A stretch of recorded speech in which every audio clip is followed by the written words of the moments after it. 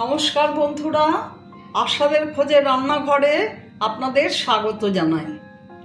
আজ আমি রাখি বন্ধন স্পেশাল আনারস কাতলা রেসিপি আপনাদের দেখাবো।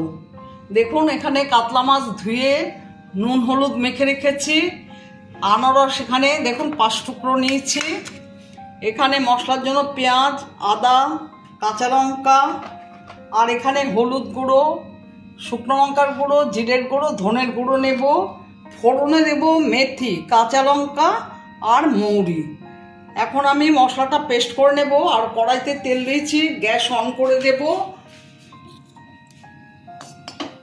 কাঁচা লঙ্কা, আদা, পেঁয়াজ পেস্ট করে নেব। আর এদিকে তেলটা গরম হয়ে গেছে, মাছগুলো ছেড়ে দেব।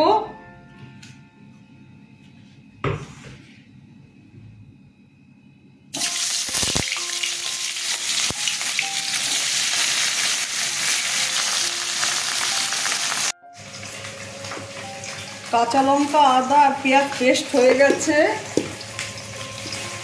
এখন আনারসগুলো পেস্ট করে নেব।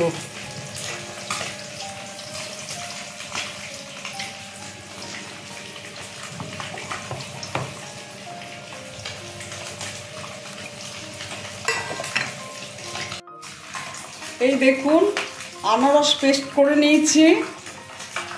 আর এদিকে মাছগুলো ভাজা হয়ে গেছে, সব তুলে নিচ্ছে।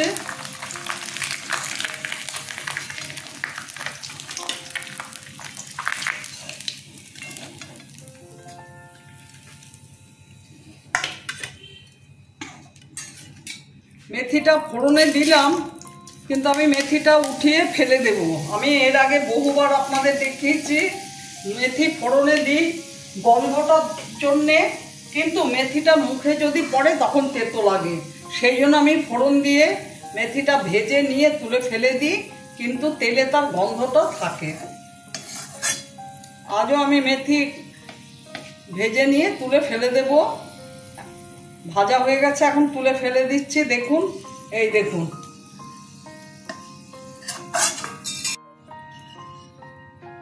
দেখুন সব মেথিগুলো তুলে ফেলেছি। এবার আমি কড়াইতে আর একটু সর্ষের তেল দেব।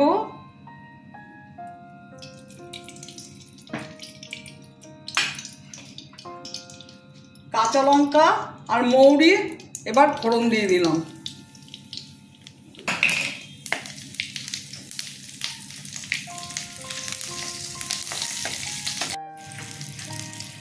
মৌরিটা ভাজা হয়ে গেছে, মশলাটা ছেড়ে দিচ্ছি। লঙ্কা, পেঁয়াজ, আদা,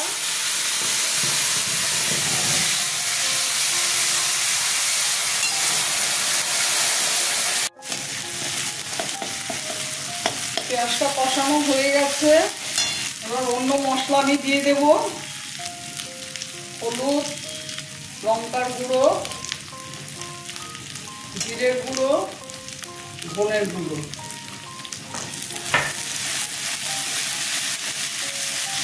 মশলাটা কষানো হয়ে গেলে আমি আনারসের পাল্পটা দিয়ে দেব।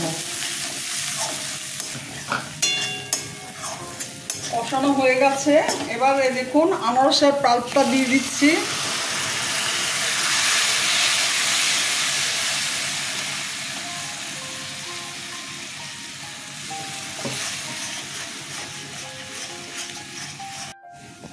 স্বাদ মতো নুন দিয়ে দিলাম।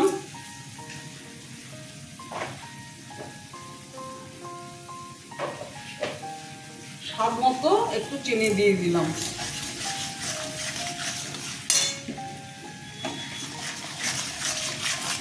কষানো হয়ে গেছে, এবার জল দিয়ে দিচ্ছি।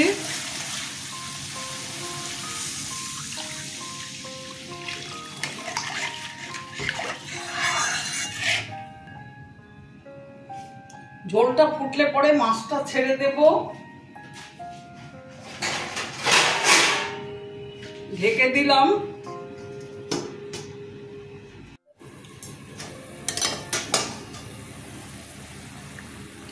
ঝোলটা ফুটে গেছে, 4টে লঙ্কা দিয়ে দিলাম। মাছগুলো ছেড়ে দিচ্ছে।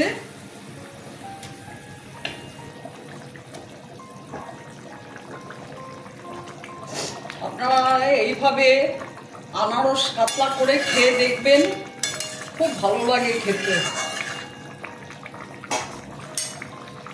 ঠিক আমি যেভাবে রান্না করলাম সেইভাবে করবেন।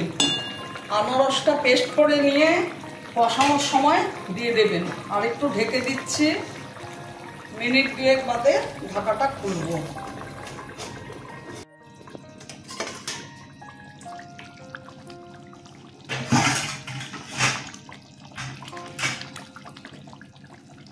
দেখুন আনারস কাতলা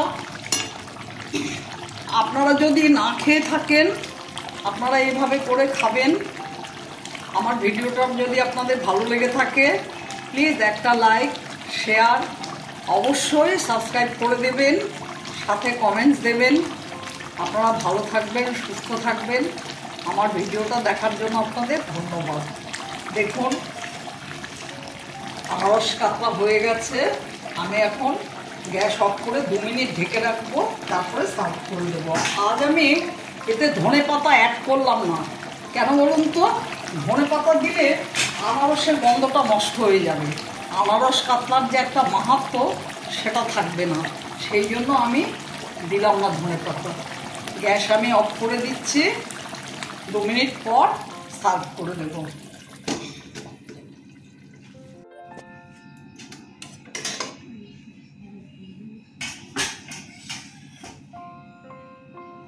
দেখুন কেমন হয়েছে।